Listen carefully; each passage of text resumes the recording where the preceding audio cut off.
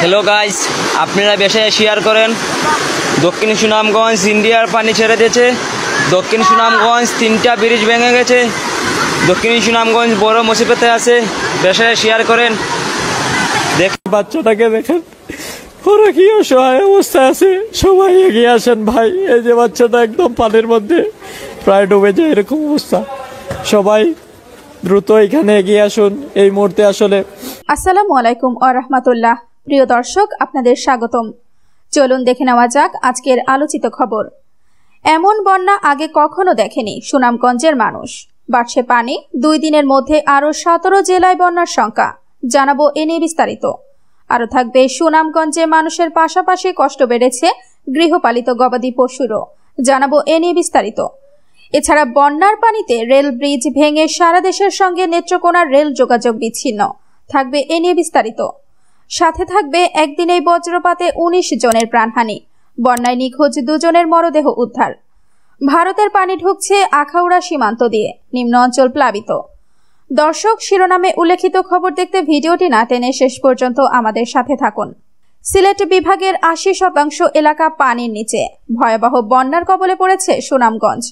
সারা দেশ থেকে বিচ্ছিন্ন সুনামগঞ্জ, বিদ্যুৎ ইন্টারনেটহীন। বন্যার পানিতে ডুবেছে জেলা সবচেয়ে উঁচু স্থানটিও। পানি আর মানুষের অসহায়ত্বের হাহাকার ছাড়া সুনামগঞ্জের আর কিছুই চোখে পড়ছে না। স্থানীয় বয়োজ্যেষ্ঠরা বলছেন, জীবদ্দশায় তারা এমন ভয়াবহ বন্যা দেখেনি। এদিকে আবহাওয়া অধিদপ্তর থেকে বলা হচ্ছে, সুনামগঞ্জে আগামী 3 দিন পানি বৃদ্ধি অব্যাহত থাকবে। কমপক্ষে 7 দিন বন্যা পরিস্থিতি বিরাজ করবে। এতে জেলার মানুষের দুর্ভোগ সহসায় কাটছে না। এমন পরিস্থিতিতে মানুষের দুশ্চিন্তার পরিসর ক্রমেই বাড়ছে। সিলেটের মানুষ বলছে, বাংলাদেশ নৌবাহিনীর কোনো তৎপরতা এখনো জানতে পারেনি। ফোর্স বাড়ানো উচিত। অনেক সংখ্যক সেনাবাহিনী শহরে বসে আছে। পর্যাপ্ত নৌকা নেই বলে উদ্ধার চালাতে পারছে না। ইমার্জেন্সি সিচুয়েশন জারি করে সর্বোচ্চ পর্যায় থেকে এই সিচুয়েশন হ্যান্ডেল করা দরকার। ভুক্তভোগী এলাকার সংখ্যা বাড়ছে। নতুন করে আরেকটা কুশিয়ারা নদীর পানি বেড়ে আরো অনেক এলাকা তলিয়ে যাচ্ছে এবং বৃষ্টি বাড়ছে, তার সাথে ক্রমশ পানি বাড়ছে।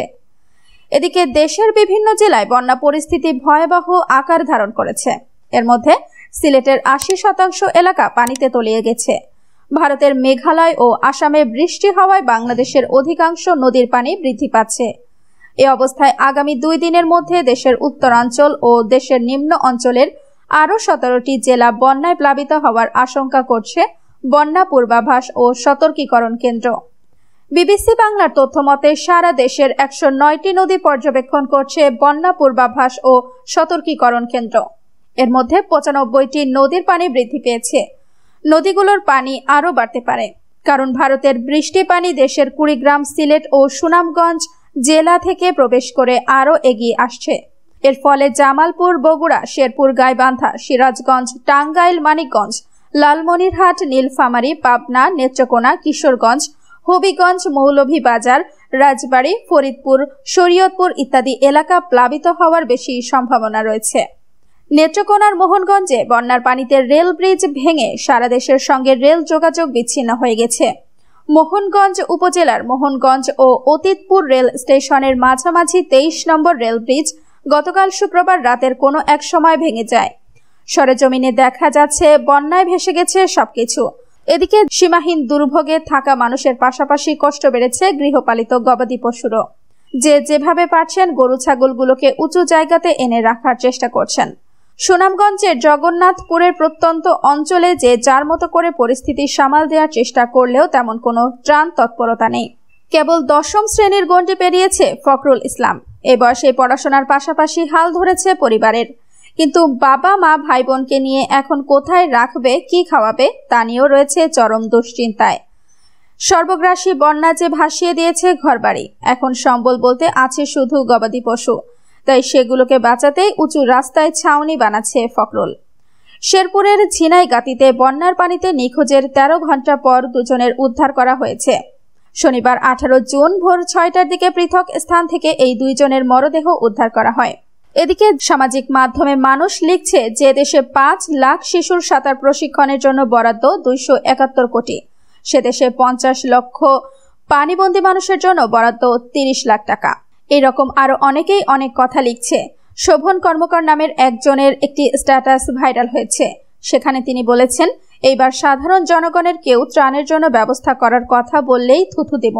তোগো ত্রাণের ব্যবস্থা করতে কইছে কেডা? একটা দুর্যোগ আসলেই উৎসব মারাও, বাস ট্রলার ভাড়া কইরা উৎসবের আমেজে ত্রাণ দিতে যাও। তোরা কি এইটার ইজারা লইছ? এইসব হিরোগিরি বাদ দিয়া পারলে সরকারের প্রশ্ন করো সিলেট ডুবলো কেন? প্রশ্ন করো ওরা ব্যর্থ কেন? দেশে কোনো দুর্যোগের ঘটনা ঘটলে সাধারণ জনগণের কাছে হাত পাততে হয় কেন? জনগণ ট্যাক্স দেয় না, ভ্যাট দেয় না, জনগণের টাকা যায় কোথায়? ড্রেনেজ সিস্টেম কই? উঁচু রাস্তা কই? বাঁধ কই? পরিকল্পনা কই? এসব মেইনটেন্সের লোক কই? দুর্যোগ মোকাবেলায় প্রস্তুত কি? দুর্যোগ পরবর্তী ব্যবস্থা কি? রিমোট এরিয়ায় সাইক্লোন শেল্টারগুলো বেহাল দশা কেন? সরকারের জবাবদিহিতা কই? দুর্যোগ ও ত্রাণ মন্ত্রণালয়ের কাজ কি? বাংলাদেশ ডুবছে কেন? আরও একটি স্ট্যাটাস ভাইরাল হয়েছে, যেখানে লেখা রয়েছে, ত্রাণ কমিটি নয়, বাঁধ নির্মাণ কমিটি চাই। কত বছর এভাবে ত্রাণ দিবেন? 10, 20 নাকি 30? তাতে যদি মানুষ বন্যা থেকে মুক্তি পায়, তাতে 100 বছর পর্যন্ত দিয়েন, কোনো আপত্তি নেই। কিন্তু আদৌ কি এই ভোগান্তি মিটবে? প্রতি বছর তাদের বাড়ি ভেঙে যাবে, আর আপনি গিয়ে 10 কেজি চাল দিবেন। প্রতি বছর তাদের গবাদি পশু চোখের সামনে ভেসে যাবে, আর আপনি গিয়ে 5 কেজি আটা দিবেন। চোখের সামনে মাথার ঘাম পায়ে ফেলে বড় করা বিঘার পর বিঘা ফসল ডুবে যাবে, আর আপনি গিয়ে চিনি দিয়ে আসবেন। আবার অনেকেই দেখেছি সেনাবাহিনীর দাবি জানাচ্ছেন। তাতে কি হবে? ওনারা কি পানি বালতি ভরে ভরে কমিয়ে ফেলবেন, নাকি মেশিন লাগায় সব পার্শ্ববর্তী দেশে পাঠিয়ে দিবেন? অথচ অবাক লাগে, অব্যবস্থাপনার প্রতি কারো কোনো কথা নেই। সবাই সবার মতো নিয়ে বেঁচে আছে, সবাই সবার জায়গা অনুযায়ী কথা বলে। মানলাম তিস্তা বাঁধ ভাঙার কথা বলতে পারবেন না, অন্তত এপাশে আরেকটা বাঁধ দেওয়ার কথা তো বলতে পারেন।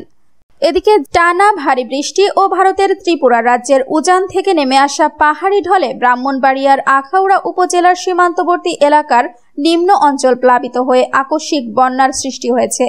ভারত থেকে নেমে আসা পানির তোড়ে উপজেলার হাওড়া নদীর দক্ষিণাঞ্চলে বাঁধ ভেঙে বিস্তীর্ণ এলাকা পানিতে তলিয়ে গেছে। ইতিমধ্যে উপজেলা প্রশাসনের পক্ষ থেকে আকস্মিক এই বন্যা পরিস্থিতির মোকাবেলায় নানা ধরনের প্রস্তুতি গ্রহণ করেছে। জানা যায়, বৃহস্পতিবার 16 জুন বিকেল থেকে টানা ভারী বর্ষণ ও ভারতের ত্রিপুরা রাজ্যের উজান থেকে নেমে আসা পাহাড়ি ঢলে আখাউড়া উপজেলার সীমান্তবর্তী দুটি ইউনিয়নের বিভিন্ন এলাকা প্লাবিত হয়ে আকস্মিক বন্যা দেখা দিয়েছে। দেশের 11 জেলায় একদিনে বজ্রপাতে 4 কিশোর সহ 19 জন প্রাণ হারিয়েছেন। শুক্রবার সকাল থেকে রাত পর্যন্ত ময়মনসিংহের গাঙ্গাইলে কয়েকজন কিশোর বাড়ির পাশের মাঠে বৃষ্টির মধ্যে খেলছিল।